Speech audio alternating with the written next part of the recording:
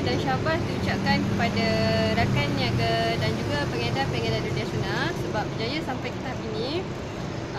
So saya di sini nak berceritakan kepada anda semua, syarikat kami ada membuka tawaran hebat di mana syarikat kami ada mengeluarkan susu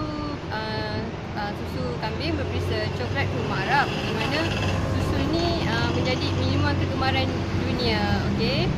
Susu ni sesuai untuk diminum sekeluarga dan bayi berumur 6 bulan ke atas. Okay.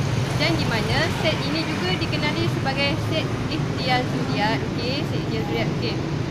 Peluang ni dibuka kepada 40 orang yang terawal, di mana komitmen syarikat yang diperlukan hanya RM500 saja, di mana kamu semua akan dibekalkan satu karton susu ais sunnah. Okey, selain tu, jika kamu membeli dengan nilai RM1,000, syarikat akan membekalkan kamu 2 kotak susu ais sunnah, di mana syarikat berbesar hati memberikan hadiah satu lagi kotak, di mana kamu akan dapat berpelbagai perisa dan hadiah itu akan terus ke depan rumah kamu. Okey.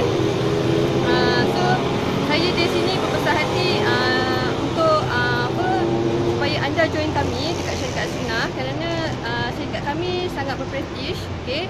Di mana produk kami tiada lambakan di kedai-kedai, di online, tiada iklan-iklan di radio, kecil television, sebab hanya melalui online saja. Okey.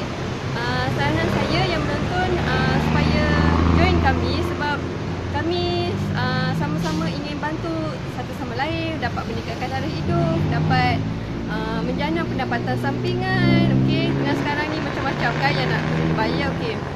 Saranan saya, jadikan minuman sunnah ni amalan kita, sebab minuman sunnah satu amalan di dalam sunnah